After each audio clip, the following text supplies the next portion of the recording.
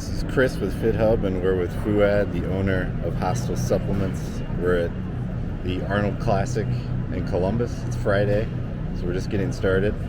And I wanted to ask a couple questions, starting with your history of bodybuilding. How did you get into it? Were you an athlete prior to bodybuilding? What got you into lifting weights? I played football in high school, and I got pretty heavy. I was a defensive lineman.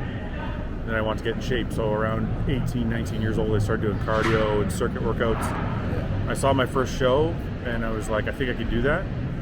My friends dared me to do it, and then the rest is history. I picked a show about a year later.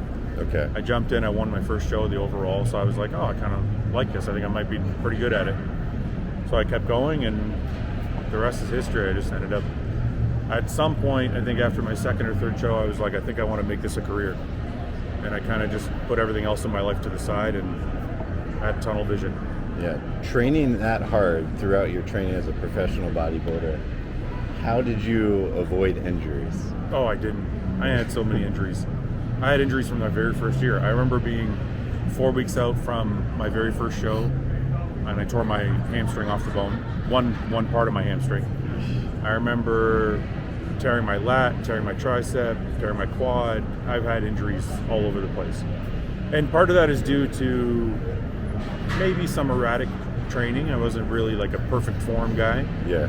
Maybe some of it is due to getting really heavy in the off season. Maybe some of it is due to genetics. But I was no stranger to injury. I just had to learn to train around it. Okay. So you're retired now. Obviously, you're still in amazing shape.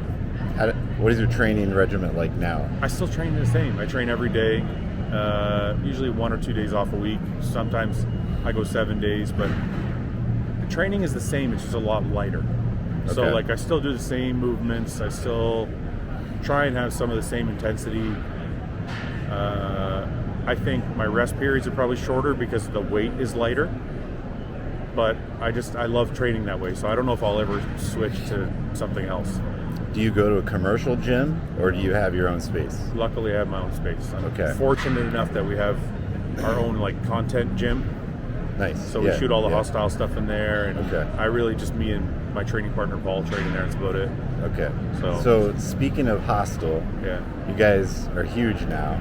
Getting the content you put out is amazing. The supplements are great. How did you make the segue into that business space with supplements?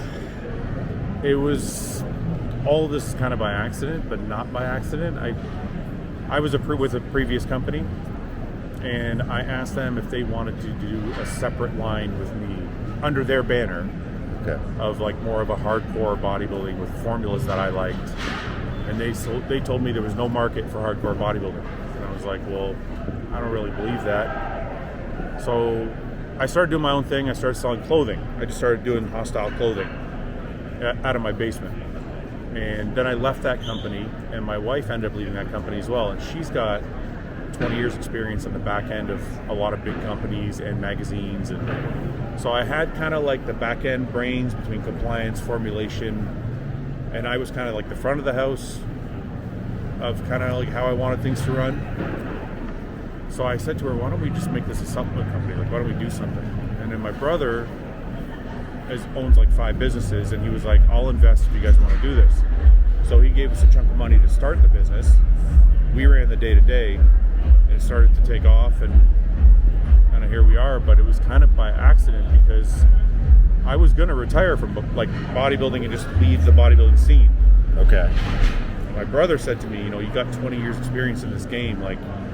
It'd be a shame to just throw it all away. You should do something with it.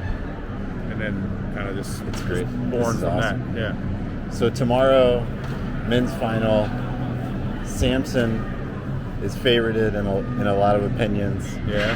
What's going to separate him from Hadi on stage if it comes down to those two? Well, I think the Samson Hadi thing is a classic apples and oranges bodybuilding situation where you have one guy that's extremely dense, extremely muscular, still has good shape in Hadi, but it's not his strong point. He's more of a just raw muscle with great conditioning. And then you have Samson, who is more of the traditional flowing, beautiful shape to look at, tons of muscle, but maybe not as conditioned and grainy. Yeah. So I think the story is going to end up being, can Samson get in good enough shape? Because if he's conditioned enough, I believe he can beat Hadi. I think the difference is going to be between these two is just condition, because they each have strong points. We have an extremely muscular guy, extremely shapely guy. Yeah. I think condition is going to make the difference. If Samson can get close to the condition of Hadi, I think he can beat him. I love it. So that's perfect. really, I think it's going to, because I think the way the IFBB is leaning right now is more towards the guys with great shape and aesthetic physiques that like appeal to the masses. Yeah. And I think that's why Derek won the Olympia, because he was Yeah. had maybe a nicer shape than Hadi. And I think the same goes for last year when Samson beat Nick Walker. You know, Nick is a freak with a ton of muscle and also condition, but when he stood up next to Samson, just the beauty of Samson's physique came out. So I'm hoping that, you know, Samson being our athlete, that beauty of that physique will carry him past Hadi tomorrow night. Yeah. All right. Lastly, will Sam Sulek ever compete? I know He you says he can't. wants to. You can't speak for I Sam. can't speak for him, but he said Yeah. he wants to. He said, you know, Sam's surprisingly for 21 years old, Sam is extremely patient. Yeah. And this is what people don't really understand about Sam is, you know, why isn't he doing this podcast with Joe Rogan, and why isn't he doing this podcast with Bradley Martin, and why isn't he competing, and why is he eating the way he's eating? The kid, he's not a kid, he's a grown man. Yeah. Sam likes to do things his way, on his timeline, and all he really cares about is training. And when he wants to compete, he told me, he's like, I want to compete, but I want to be a freak. So I think he's one of these guys that wants to be like pro level physique before he ever steps on stage. Yeah. And then just walk through everybody. That's great. That's at least the impression I get. I love But it. he's going to be here later, so if you pop Yeah. back in, you can ask the man yourself. Okay.